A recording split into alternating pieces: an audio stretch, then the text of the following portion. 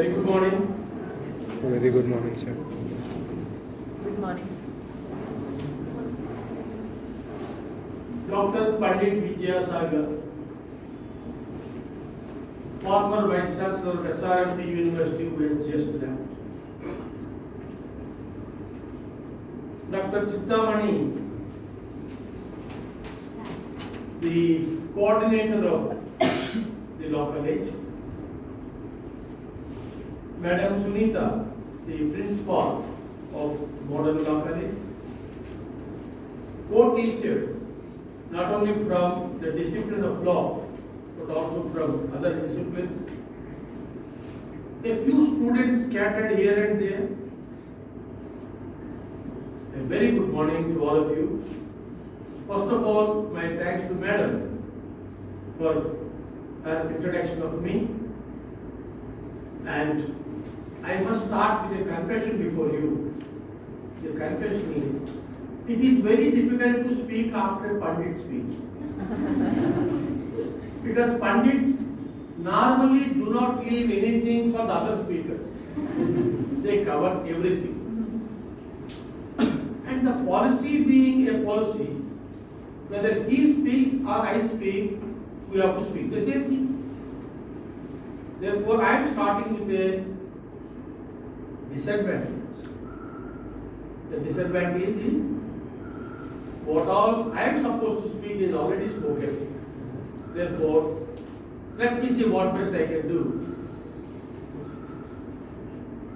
The NEP 2020. Some call it as a National Education Policy 2020. Some call it as a New Education Policy 2020. And in the context of this college organizing it, I would say it fits into the society's name and the college name. Progressive, modern. Both the features are present in this policy. Therefore, I feel that it's a privilege conferred upon me to share whatever little I know about this policy. Whenever anyone speaks about a policy, I remember one beautiful statement. In fact, it's an R.K. Lakshman, what you call, caricature joke, printed in Times of India. One minister is coming out of the Parliament House, and there are several journalists asking him, "Sir, would you please tell about the policy which you have announced in the Parliament?" Well, the Honorable Minister replied that, "Yes, we have announced the policy, now allow us to understand it first. After we understand, we come to you and then you can ask any questions, I will answer it." Some people say the NEP 2020 is a such policy which was made without understanding it. And let me assure you friends, it is not that easy to understand. When it is not easy to understand, it is not easy to implement. And unfortunately, all of us are victims because we are expected to implement it. Let us keep it there. This is one important comment that is made, a critical comment made against the policy. Second, some people say that this policy is nothing new, it is old wine in new bottle. This policy was there. Same thing, wording has changed. English language is such a beautiful language, you can do the same thing without giving the impression that we are doing the same thing, and that's what every teacher does in the classroom. We tell the same thing without giving the impression we are telling the same thing. That is teaching. One of the best definitions of teaching. And therefore they say this new education policy is nothing new, it is old wine in the new bottle. The third thing they say, that this is clearly showing aversion against the British system of education which is being followed in India. We want to get rid of this British influence, we want to Indianize our education. Therefore, finding everything that is fault with British system is not also acceptable.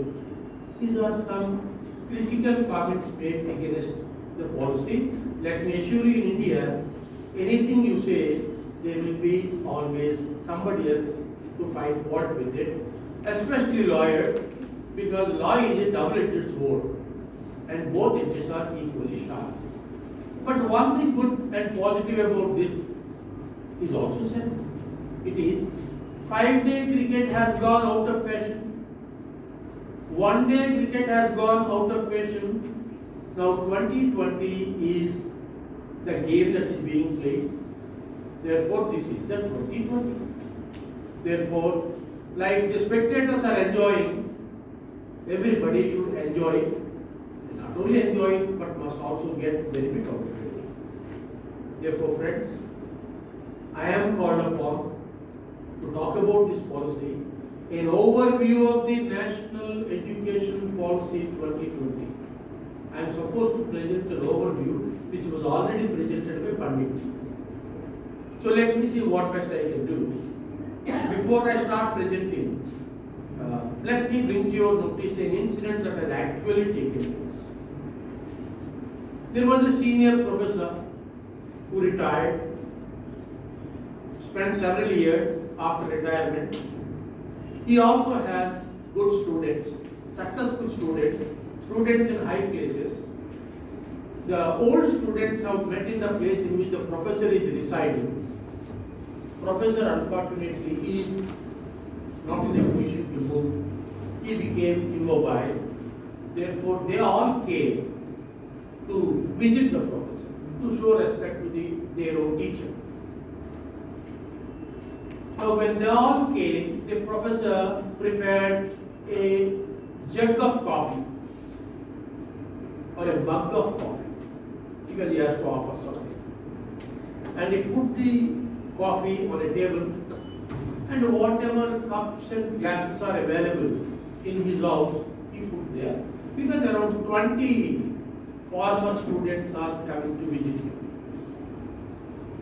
Well, there are paper cups, there are glass cups, there are ceramic cups, there are porcelain cups, there are steel cups, silver cups. Somebody presented him a gold cup, that is also put there. And one cup, what it is made, we don't know, let us call it platinum cup. And there is also one cup which is a rare Chinese vase cup. All these cups. And he said, I can't serve each and every one of you to please go, take whatever cup you want, put the coffee you want, and please drink. I'll be very happy if you take it. So they tried to grab the cups. They grabbed, they had the coffee. But then friends, see the cups. Paper cup can be crumbled. Glass cup, if we do not hold it carefully, it will fall and break. The ceramic cup will survive. The porcelain cup will be very shining, therefore attractive. The silver cup, the steel cup, very sturdy. The silver cup, showy. The gold cup, Ambani, status. The platinum cup, I leave it to your imagination. And the rare metal cup, Chinese vase, is also there. So why I am telling is, these 9 cups can be compared to the different educational institutions that are there currently in India.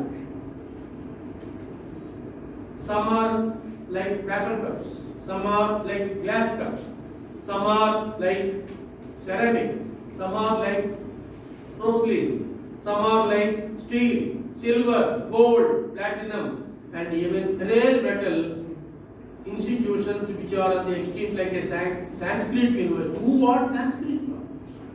All the 9 kinds of institutions are there in India. Now, if there are such a divergent institutions in India offering higher education, well, how to revamp it? Now, the policy that is laid down is meant for revamping, and let me place that policy before you in the simplest possible way so that you will be able to remember it, you will be able to recall it. In fact, the entire policy, according to me, a policy can be understood by different people in different ways, can be broadly put into 9 points. 9 is a very lucky number for me. Therefore, I am using the 9. And for each recall, all the 9 start with wonderful alphabet A, B, C, D, E, F, G, H. They stop there? I. I'll make it as far as possible intellect. I. A stands for access. B stands for bilingual progress. C stands for cluster formations. D stands for dual degree pursuit. E stands for entry-exit ease. F stands for faculty concerns. G stands for governance and leadership. H stands for holistic education. And I stands for internationalization. These are the 9 small aspects covered in the new education policy. The same thing he said, but I am presenting in a different way. When the wine is not new, the bottle must be new. If the bottle is also not new, the packet must be new. If the packet is also not new, the label must be new.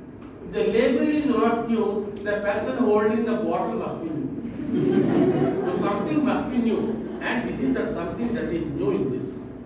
I will start one by one and give you a brief overview. The first one is access. When we talk of access, are we talking of access to private education or are we talking of access to higher education? Well, this policy, don't be under the impression, is concerned only with higher education. We are concerned with higher education. But this policy dealt with primary education, higher education, vocational education, adult education, and even professional education. Though it said professional education at present is not brought under the purview of this new education policy. But it doesn't mean that it is not applicable to professional education institutions, and we can also cultivate, adopt and implement the essential features of this new education policy. So you may be wondering, when it is not connected with law, why should we waste our time here listening to this idiot? There is no bar, there is no prohibition that the ideas that are part of this national education policy cannot be taken advantage by us and cannot be implemented by us. It can be done. Therefore, let me start with the first one, access. When we talk of access, are we talking of access to individual or access of an individual to institution or access of an institution to an individual? No. Once in India we say access means there must be access given to every citizen of India in primary education at the grassroots level. But what about higher education? We have people who are far away from the place where there is a higher educational institution is established or situated. We have people who have access, but unfortunately they are not in a position to access it because of certain other societal and economic and other considerations. Now the purpose of providing access is they have envisioned that the institution must be able to cater to the needs by space limitation, by societal limitation, by educational limitation, by economic limitation, irrespective of any of these limitations, the institution must be accessed. So friends, let me ask a very simple question, because continuously talking is neither good for your health nor good for my health. Let me interpose. You got down in Pune airport, you have to go to your place. Well, you have to undoubtedly hire a taxi. What would you do, madam?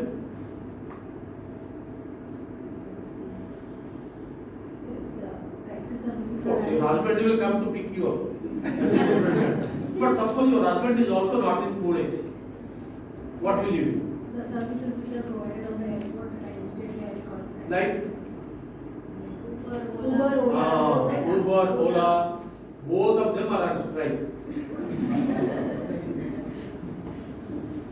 There are private transport services. Fantastic. Taxi. Other taxis you will take. But when you are coming out of the Pune airport, international airport, you will also find somewhere a board. And the taxis that are provided by them have green color. What is it? What is the name of the taxi? Can anyone tell me? All are prepaid only, madam. Airport prepared. Pune airport is prepared. What is the name of the taxi? Like Ola, Uber, there is a name for it. I have to make you remember it. No, that's why I am using this technique or strategy deliberately.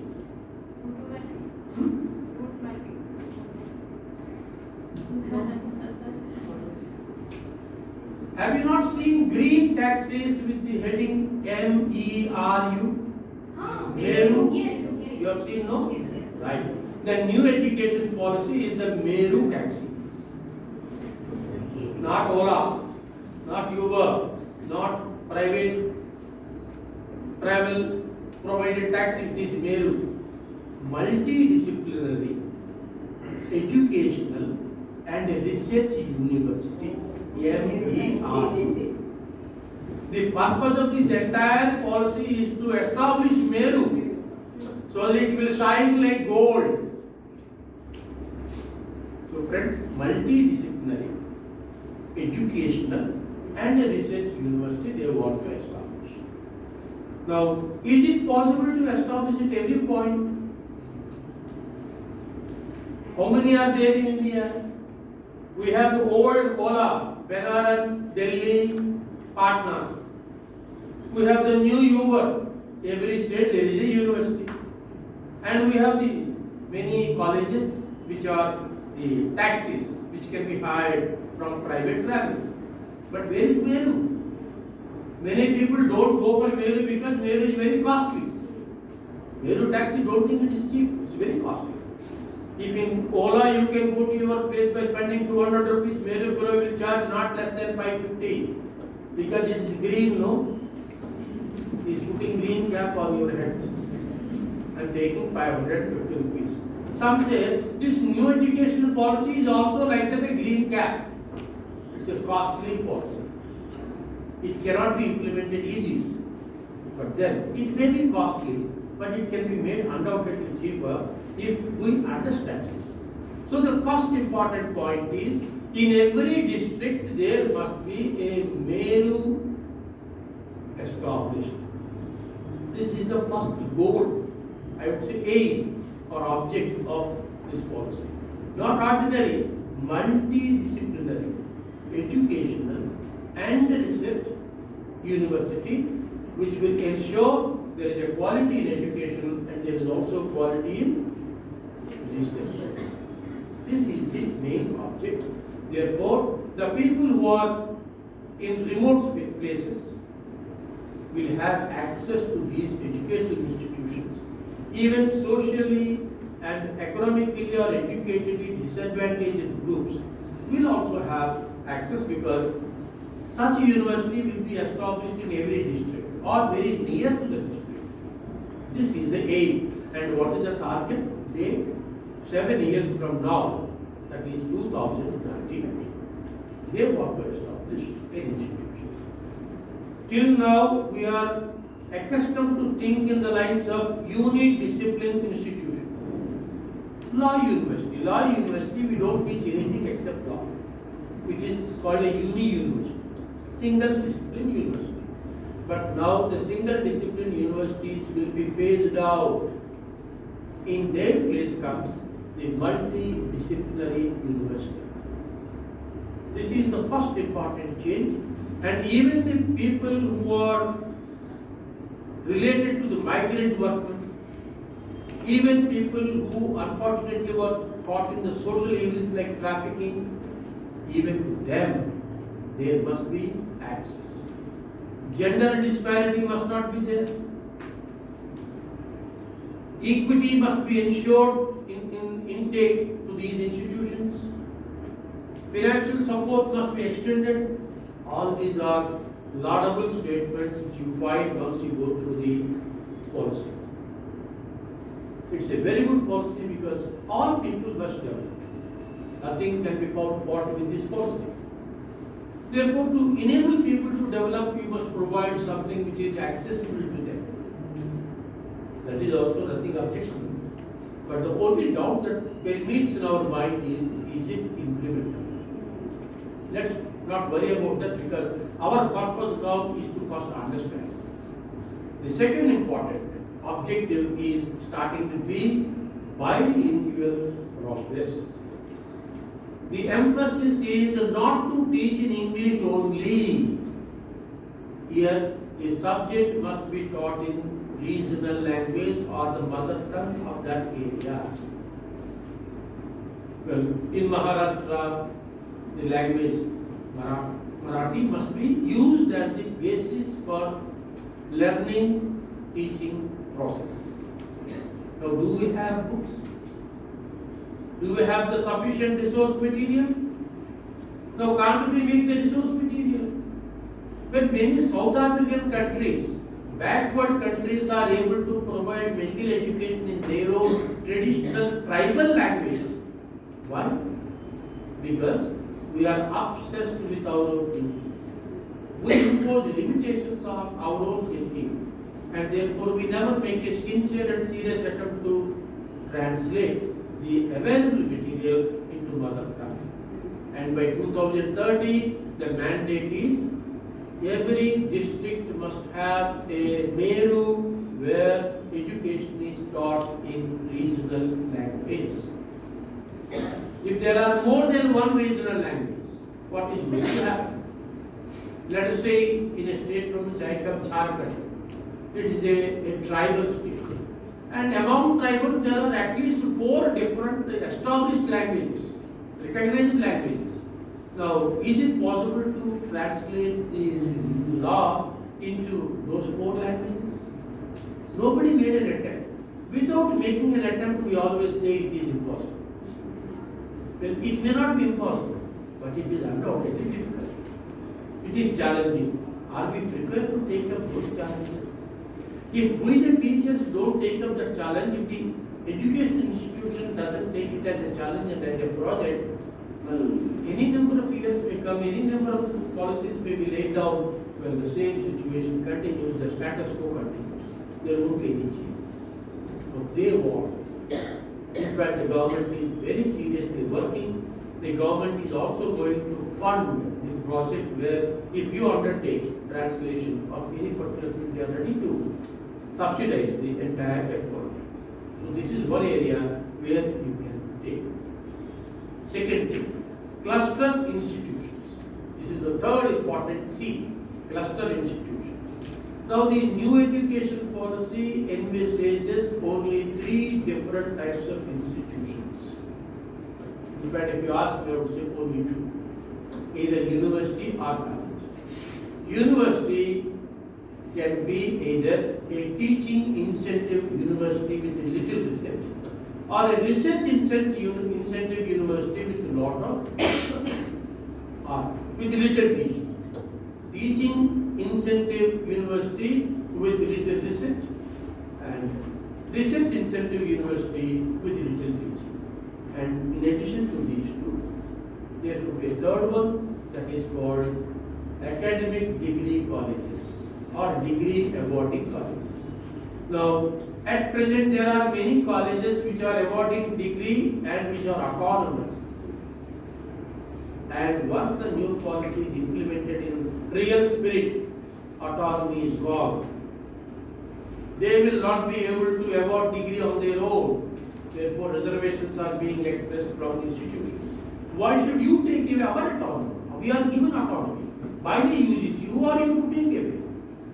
Let our autonomy continue. What the new education policy envisages is these academic degree colleges will be applied to a higher education institution which is called the university, and the university will be awarding the degree, but all other things the institution is at liberty to design on its own.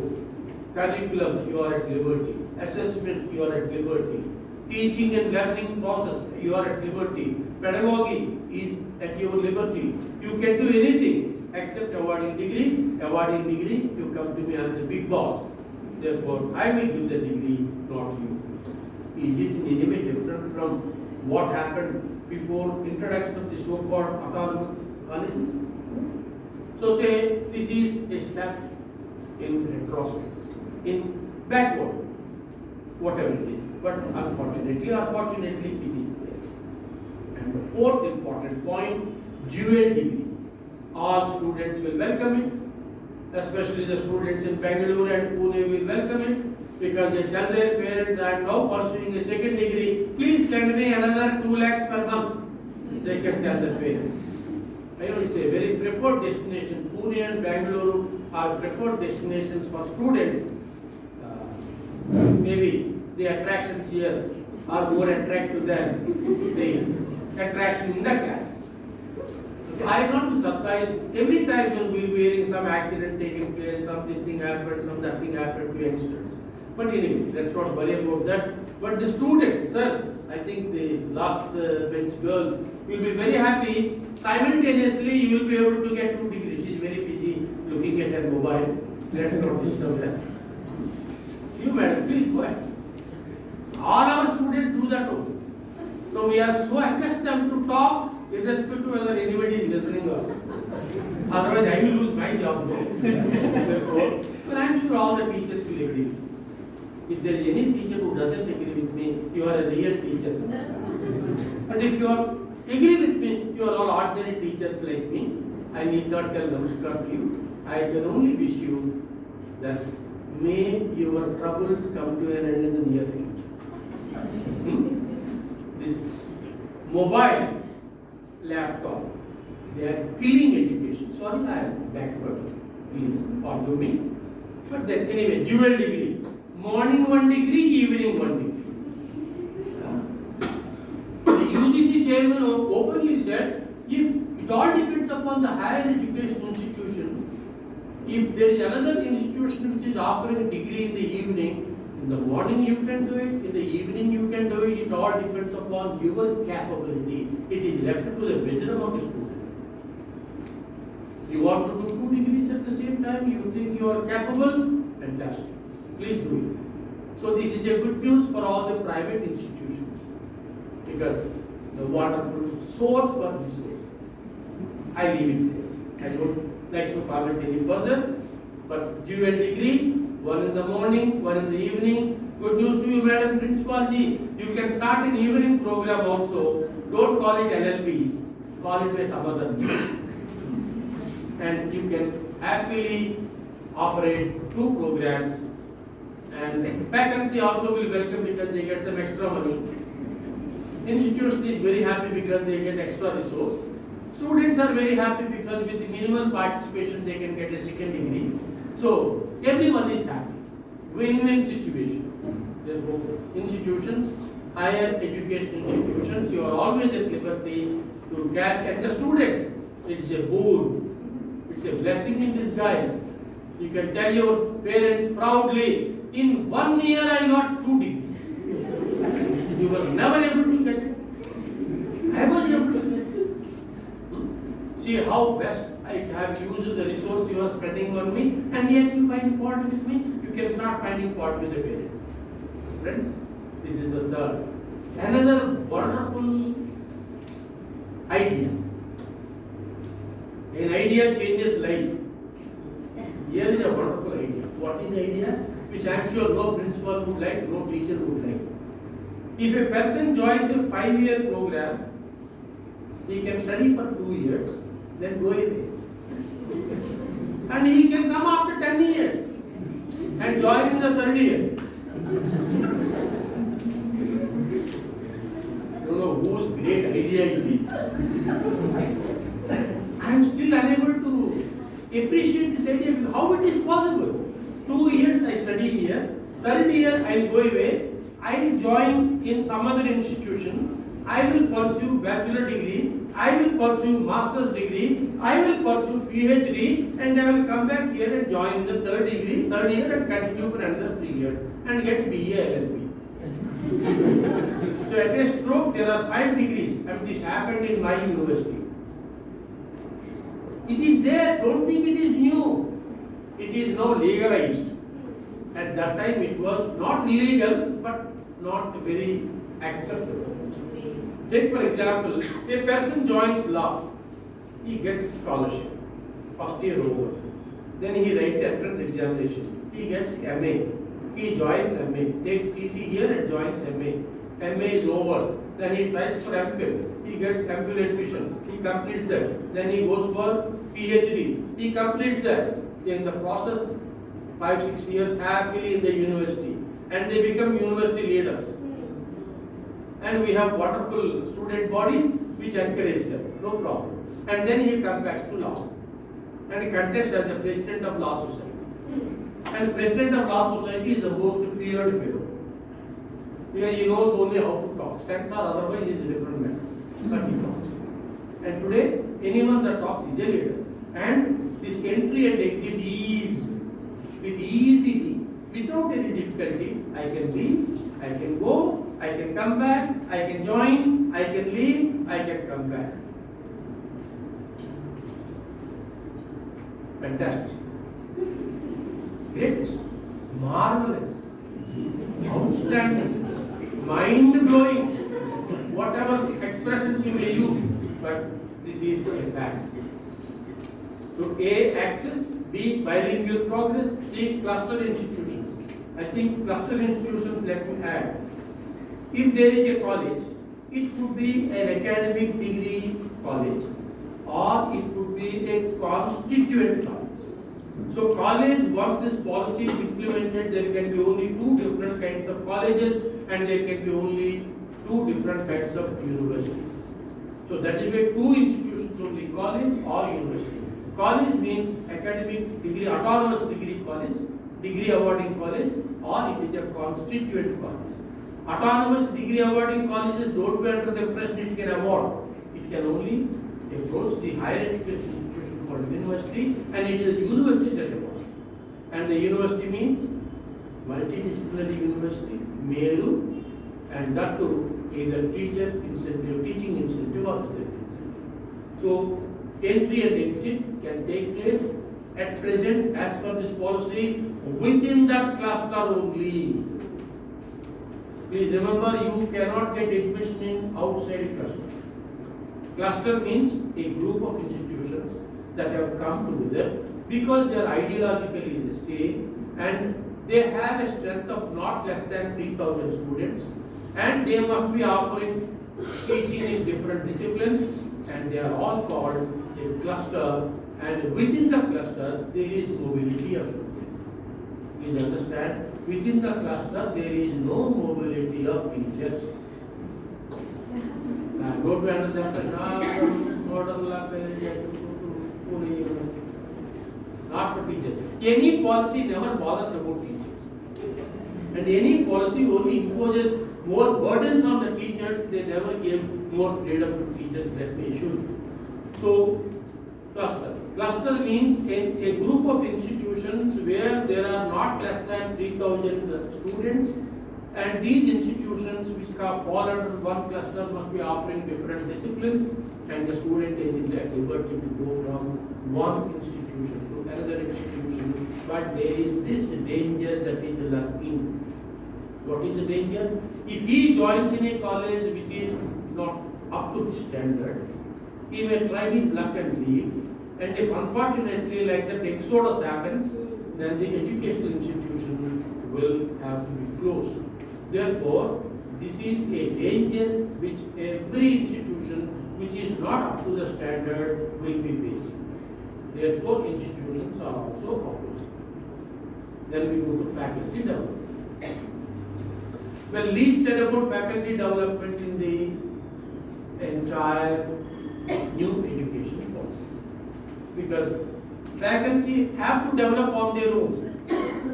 There must be training offered in the cluster, there must be training offered at the institutional level, but they must train themselves not only in the latest developments in law, not only in carrying out quality research, but they must also develop themselves in digitalization. The entire emphasis is on digitalization. A day may come when we need not even go to the class and speak, we can speak happily from our house. It happened during the COVID time. I am sure and I pray that what happened in the COVID time should not become a permanent feature in India.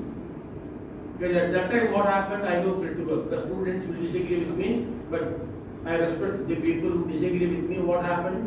Put the laptop on, video mode cut off, audio mode on, go sleep on. Practically for all purposes, all paper is listening. Of course, they may be thinking I am giving them ideas. I know you know the very. I am not giving any ideas. I am only telling what I came to know because of wonderful experience of youngsters like you. And when a question is asked, see, while giving lecture, I will ask one question. Let us say, Lakshmi, please answer. Lakshmi is sleeping. Or Lakshmi is in the kitchen. Or Lakshmi is engaged talking to somebody. Therefore, what happens? There will be always in a class of 60 people, 5 people who are very serious. They will always see whether you are teaching or not.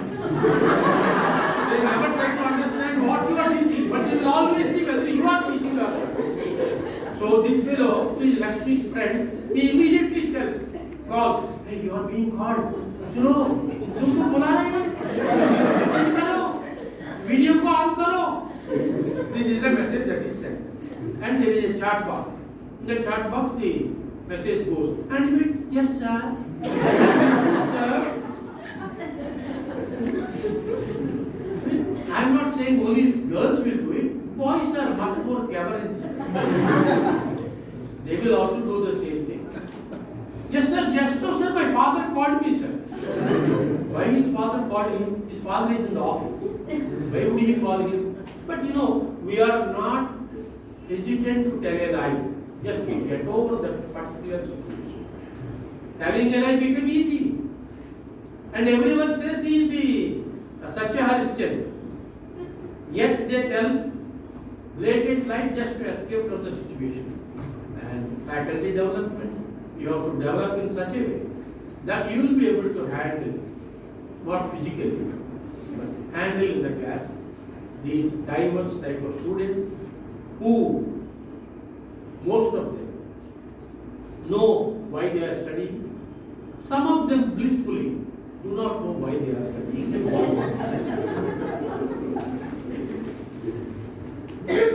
Whenever I find some people, sir, I am going and joining an institution in Pune. You got a seat in National Law School, why Pune? Sir, here I won't have freedom.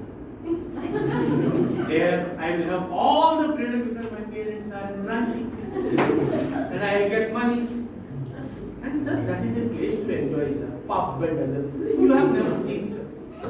Sir, I have. Please enjoy. So therefore, the motivation for going to certain places is entirely different. And those people you are supposed to handle and make them not merely knowledgeable in the subject, but something else. I will come in a short while from now. But friends, faculty development, please understand, we are faculty, we are trying to develop others. If we don't develop others, I mean, if we don't develop ourselves, why should we expect somebody else to develop us? Friends, I leave it to you. You are honorable faculty members, esteemed faculty members of a very esteemed institution. Whether you want to survive or not, I leave it to you. Right? And please understand, today if you see the TV programs, especially the cricket program, either Star Sports or some other, IPL is being advertised. I'm sure you all know what it is. Wonderful idea. Lot of money is being made. When it is being advertised, there is a beautiful statement. I specialize in advertisement, therefore these are my special attention. In a cricket team, there are 12 people. In IPL, there will be a 12th person is called the impact person. And you are all the impact persons. So in IPL, the new addition is the impact person. Now you are the impact person. Please show your impact. Now before you show your impact, I would only say, I thought of asking you a question. Let me not ask you a question. Let me place before you an incident. Sir, what's your good name? Sir? Shashikant. Very good. Shashikant and me, both of us are living in the same locality. And we have the habit of having a morning walk. Every day we say hello, hello, and we walk. We do it every day. Let us hope so. Fortunately, I am having, sir. Sir? Fortunately, I am having morning walk. Fortunately, he doesn't have morning walk. Fortunately, you walk. Unfortunately, I walk. But fortunately or unfortunately, we walk. Right. One day, I was walking and you were coming from the opposite direction. You asked me, how are you? I said, fine, sir. You went away, I went. Next day morning, the same exercise, you know. You found me not having a clean shape, and even my face is a little bit troubled. You are noticing me every day, therefore you definitely notice my change. You asked me what's the matter. I told you, because we know each other, acquaintances. I told, yesterday evening I had a fight with my wife, and she went away. I don't know where she went. I called her on her mobile. She is not picking. Then you said, don't worry, sir, these things do happen in every house. Where will your wife go? She has to come back, go to your office and do your work. So, a little bit of assurance you have given me that definitely my wife will come. Satisfied with that, I went to the office. I did that work. Evening I came back, my wife has not come. What to do? I called all her friends, including she. She has not come. No response. Every friend is telling, your wife has not come to my house. All relatives I called, all friends I called. No. Next day morning, as usual, he said, what is this, sir? You have not even shaven. What? Has your wife not returned? He understood the problem. Yes, sir, my wife has not returned. Then he said, sir, go to the right side. There is a temple there. Go and pray sincerely that your wife should come back. The God is very powerful God. He will bless you and your wife will come back. So before going home, after completing the walk, I went to the temple. I prayed honestly, sincerely, solemnly, and I went back. My wife is not there. That day I went to my office. Evening I came back. Wife is not there. I even entertained the idea of making a police complaint. But then the neighbor said, just wait for tonight also, she may come. Then I tried all my sources. Where my went, nobody, my wife went, nobody knows. Next day morning you went. Oh, your wife has not yet come. You know, the happiness in the face totally dried out and it is covered by the beard. If it is pure black or pure white is okay, it is black and white. So, not very good to look at. So he said, sir, if not this side, please go to the left side. Left side there is also a temple, please go and pray. So left side I went and I prayed. All of a sudden when I completed my prayer, I heard voice, Akashvani. Go home, your wife will be there. Surprise. I saw this way and that way. I even went around the idol, but nobody is there. But I heard the voice. I ran home, and to my surprise, my wife was there. So what I did? Naturally, when your wish is fulfilled, you have to thank. And the God will become angry if you do not thank. So immediately I went to the God and I said, I thank you. I told. I went to that temple. I prayed him more solemnly and more honestly. He has not blessed. But I have come to you first time in my life, this temple. I prayed you. You have blessed me. Will you please tell me the secret? Then he said, you went to a temple where the God lost his wife and he could not find his own wife. You went to a temple and prayed a God who lost his wife and you could not find him. You have come to me. I found his wife.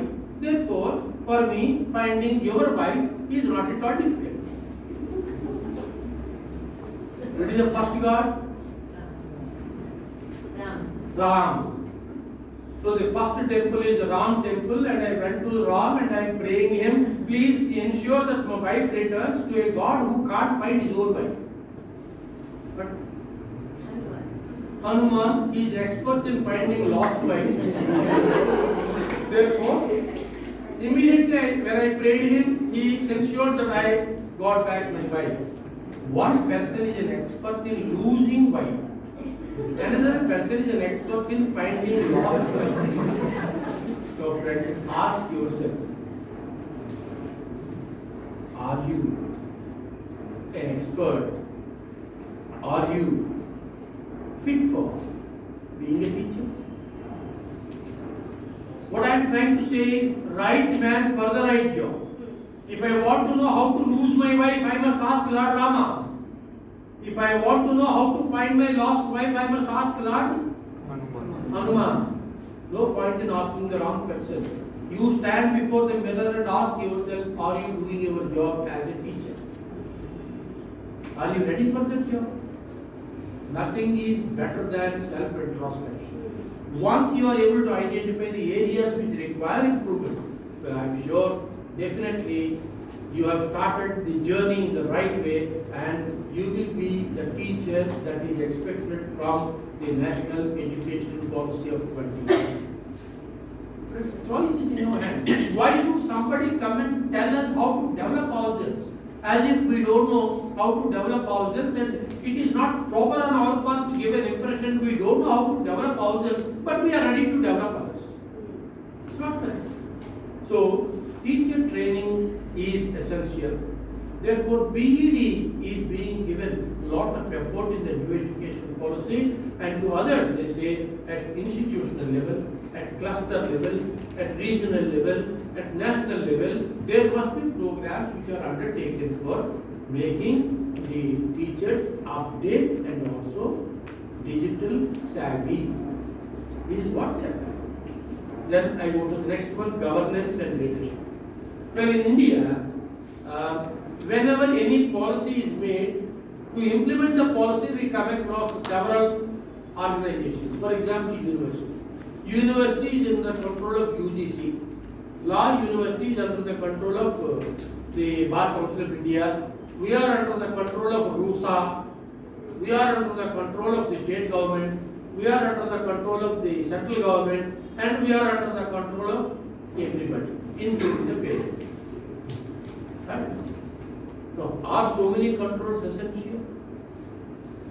And we have a Bar Council of India, I'm sorry I am telling openly, which has not come for inspection in the last 4 years.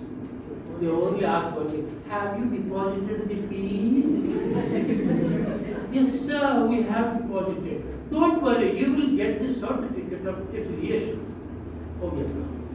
And to an institution like the college, you have an additional factor, you have the university.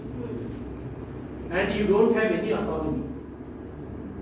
Because you have to follow the curriculum that is decided by the university. You have to follow the examination system that is decided by the university. You have to follow the pedagogy that is decided by the university. And virtually you are under subservience of the university. So is it not necessary to have this new education policy to be implemented that you must have some autonomy? So teacher autonomy, institutional autonomy is taken care by saying one beautiful phrase has been coined regarding governance and leadership. The phrase is light but tight. Light regulation but tight regulation. That's what they are expected to make out. And MHRD, the Ministry of Education, the UGC are given the responsibility of coming out with guidelines. There is restriction, but there is no absolute prohibition. You are at liberty to enjoy your autonomy, and at the same time you will be contributing for the development of the education system and for implementation of the national education policy. Holistic education, H. A, B, C, D, E. A, access. B, bilingual. C, cluster formation. D, dual degree. E, entry and exit. E, F, faculty development. Come to H. H is holistic education. Even Pandit sir has referred to this. Anyone that speaks about it has to refer to it. But what is this so-called holistic education? Fortunately, before H there is no W. Maybe they have removed the W from the current system and they left the rest of it intact for us to follow. So friends, holistic education is, they say, depends on three small factors, A, S, K. Whereas current system is focusing mostly on K. Some of the educational curricula is also focusing on yes, but nobody is focusing on A. A stands for attitude, yes stands for skill, K stands for knowledge. Education is not complete. Well-rounded personality of an individual can never be developed unless you focus on attitude, skill as well as knowledge. All the three are emphasized in this national education policy so that not merely knowledge, character has to be built. And he must be prepared for the future generations. And that is how they expect that the curriculum must be so framed that emphasis is given for skill impartation necessary for a person to survive in this, on this earth, and also the proper attitude. Attitude comes, friends, only when there is change in thinking. They want, if the attitude is proper, a person can be creative, a student can be creative, a student can be innovative. A student will be able to contribute for the development of the society, and most important for his own development, for the development of the society. How it is possible? One small thing. When I talk of creativity, I come across a small exercise that was given. A teacher went to a school, it's a 4th standard school. The teacher said, you have to write a poem on umbrella, poem running into 4 lines. Everybody wrote umbrella will have a black top and a handle to hold it. It will shield you from rain, it will shield you from heat. Like that, many people wrote. But one figure, very clever figure, like Mr. Vikas, has written this poem. I remember him because I made his yesterday night sleepless. That's the only reason. And today night also we have more. He wrote 4 lines.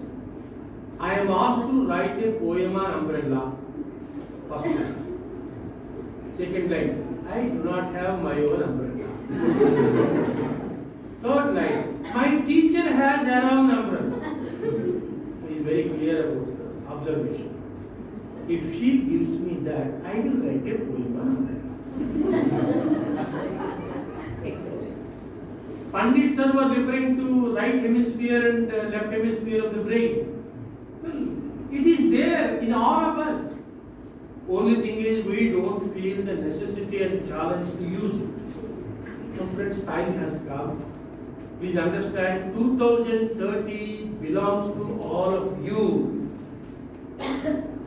In 2030, the most number of young persons on the earth are from India. You may say China is more populated, China gone. Old people like me, not young people like you. And talent and energy is there in India. How to use it? Innovativeness, creativeness. That is what is to be developed in the class itself. If class is not the proper platform for developing this wonderful quality of innovative thinking and creativity in approach, where else would he learn? This is the forum where experimentation can be done. Experimentation in formulating proper thinking. Because friends, please remember, if you change your thinking, or I will put it this way, if you change your thoughts, you change your beliefs. If you change your beliefs, you change your expectations. If you change your expectations, you change your attitude. If you change your attitude, you change your behavior. If you change your behavior, you change your performance.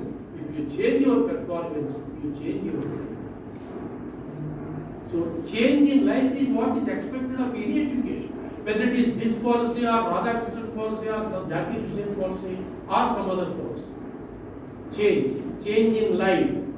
Change in life comes only when there is a change in performance. Change in performance comes only when there is a change in behavior. Change in behavior will come only when there is a change in attitude. Change in attitude will come only when there is a change in expectations. Change in expectations will come only when there is a change in belief. And change in belief comes only when there is a change in thoughts. This is the Saptapadi. The starting point is here only, each and every one of us. Unfortunately, we were never taught how to use it properly.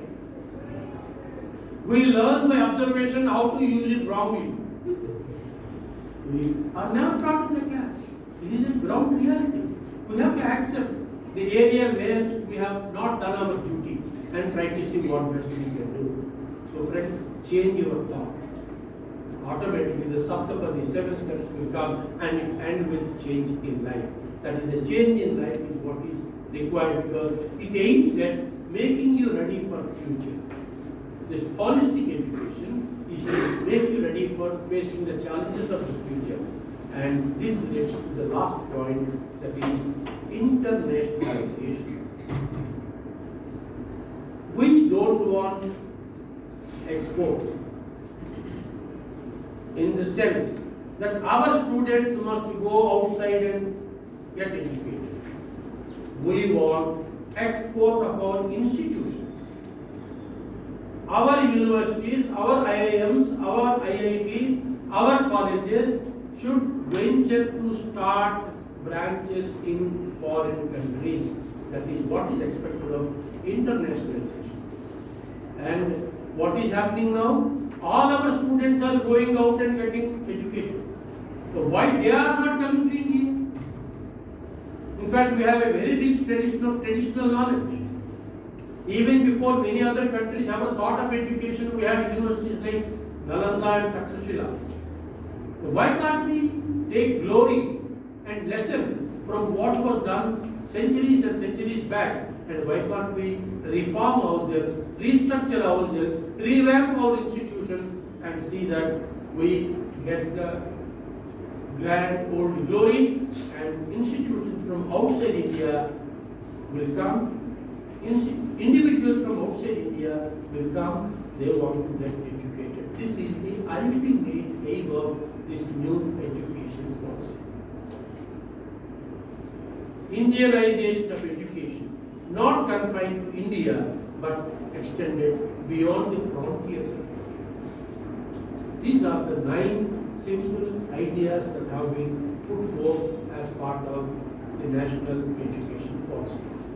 And we being in the field of education, especially playing an important stakeholder role like a teacher, well, it doesn't augur well for us to say, I have not understood because I never made an attempt to understand the national education policy. So friends, to recall easily, the first important salient feature is access, equity in education. Second important feature is bilingual, making people to learn in their own mother tongue. Friends, it's a fact that I first of all think in my mother tongue, frame the sentence in my mother tongue, then translate it to English and then I speak. Same is the case with, I'm sure, all of you. In your case, it is not Telugu, it is another language. But I'm sure this is a process inherent in every Indian. Now, can't we permit others to think in their own mother tongue and learn in their own mother tongue and also survive in this earth by speaking and communicating the mother tongue? So bilingual institutions must be developed. Clusterization. If there are 3,000 students who are studying in one cluster of institutions offering different disciplines, there will be easy mobility. Okay. So you'll be surprised. A medical student may discontinue in the second year, come and join MBA, go back and complete his medicine. Such thing is possible. That is what they want, absolute flexibility. How it is possible? Only if there is a cluster of institutions where there are 3,000 at least students. Then the dual degree. It is a real benefit to the students. You can take advantage of it, but please don't try to get a dual degree without putting the dual effort. It requires double effort. And when the chairman of the UGC was questioned, is it not taxing? He said it is optional. If the student feels it is taxing, then he will not take it. If the student feels that he can virtually pursue it and be successful, let him do it. We are not imposing it, we are only facilitating it. So that comes entry and exit. You can join anytime, you can go anytime, but this will definitely work disadvantages to those institutions which are not sound and well established. Then faculty development, I leave it to you. Governance, light but tight, and then we come to H, holistic education. Make an attempt to change the attitude, impart the necessary skill and also the knowledge, and lastly, be a contributor in internationalization. Your contribution will help in bringing institutions from outside India into India, bringing individuals from outside India into India, and at the same time, let us try to restrict the outflow of students from India to other countries, but no restriction as far as establishing our institutions outside India.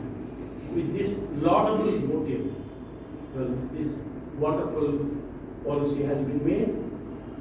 Well, there are people who are skeptic about it. There are people who are very happy about it. Well, on political lines, on regional lines, on linguistic lines, on our unpreparedness to welcome any change, lot of comments are made, lot of comments will be made. But then, in the end, you, the stakeholder, it is left to you and to your institution as to how best you can take advantage of this policy.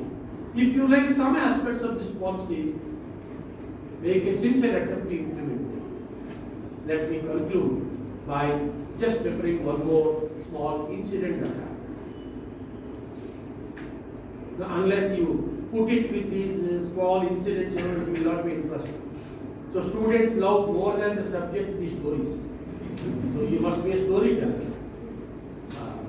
There was a king. Well, in that kingdom there was a court jester. The court jester's job is always to ensure that the tense situation in the king's sabha is not there. he makes things much more lively by cracking jokes. He is the only person that can crack a joke on anybody. And fortunately or unfortunately, I don't know, one day he cracked a joke on the king himself. Everyone laughed, but not the king. And when the king is angry, what happens? I need not tell you.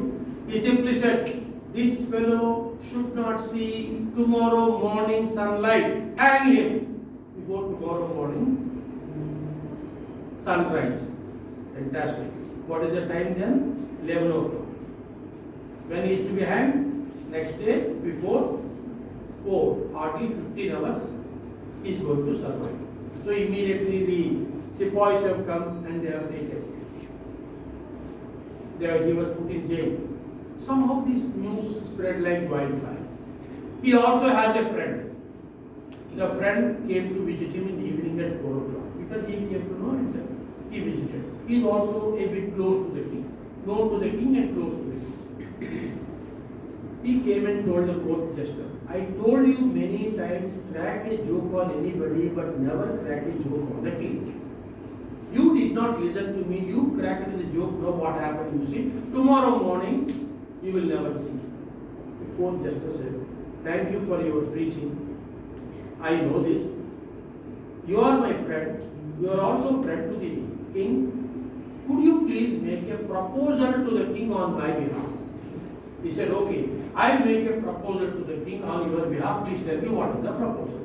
Tell the king that if I am given 1 year, I will make the king's horse fly.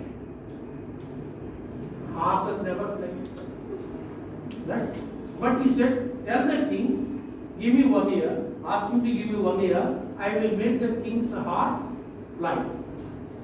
He said, okay, I will make the proposal. I will use all my good offices with the king. I will get you that 1 year also. But please let me know, how can you make a horse fly in 1 year? Is a question the friend asked to the court jester. Then the court jester replied, who knows, in 1 year, the horse may die and I may get a new horse and another 1 year. He said, the horses are from Arab countries. They are more sturdy. They won't die that easily. No prospect of the horses of the king dying in the next 1 year. Then he said, who knows, in the next 1 year, king may die. He said, king is more sturdier than the horse. Therefore, when the horse doesn't die, king doesn't die. No chance. Then he said, who knows, in 1 year, I may die. You are more stronger than the king and horse put together. There is no chance for you to die. Then he said, ultimately, who knows, in 1 year, the horse may learn how to fly. So even when the sword is hanging on his neck, he never lost confidence in himself. His thoughts were never negative.